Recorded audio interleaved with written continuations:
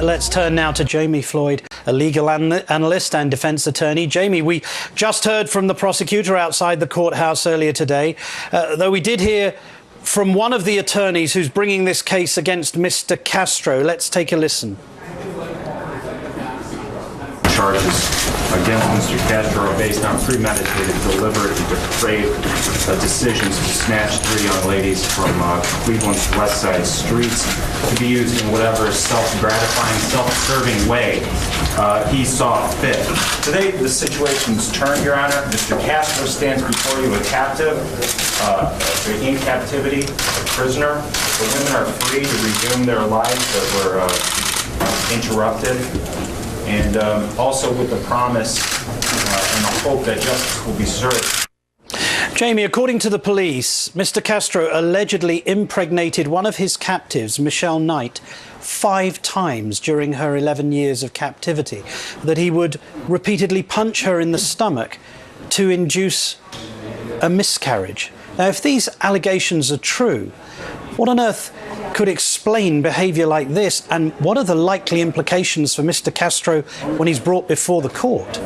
Well, we heard earlier today here on MSNBC an FBI profiler who gave the opinion that this man is clearly psychotic, which is, of course, DSM-4, now 5 diagnosis, and that would be something that certainly he will be subjected to. He will be evaluated by the appropriate medical and psychiatric authorities, by his lawyers, and by the prosecution team. This will be a long process. It is true, as Craig reported, that 30 days before they can bring the indictment, but the process of prosecuting, and if there's going to be a trial, which I do not foresee in this case, Martin, but whatever is going to happen in terms of pursuing justice against this man will take a long time indeed. Yeah, and to that point of psychiatric illness, presumably this suicide note, dated 2004, may speak to the condition of this man. Yes, and as she suggested, again, to harken back to the profiler, because this is what they do.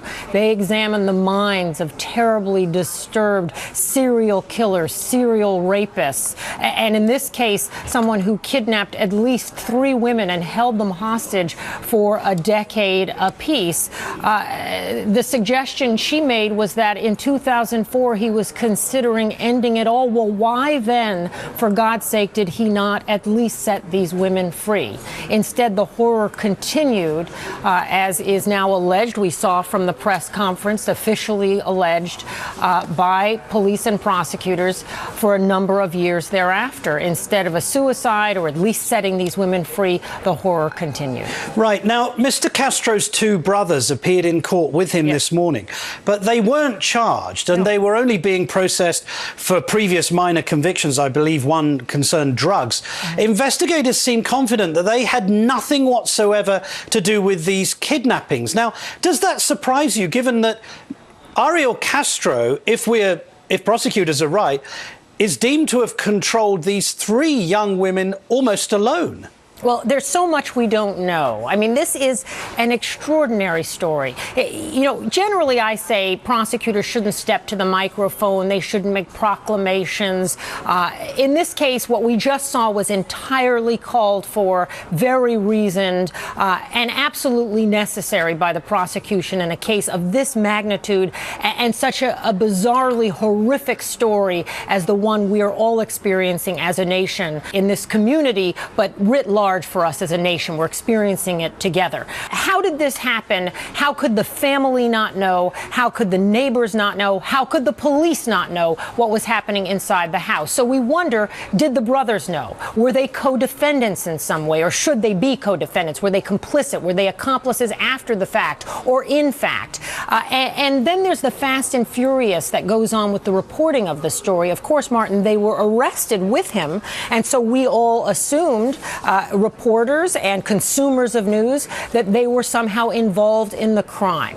But now it's been reported by police to us and we then to our public that they are not being charged. Could it be that the police will continue to investigate them as possible accomplices? Well, yes, of course, that could be the case. But it seems that they did not know any more than the mother or the neighbors or the police. And that could also be the case, that he was a very secretive and bizarre man that kept everyone, including his brothers, at bay. Indeed, a horrifying story. Jami, Floyd, thanks so much for your insight, Jami.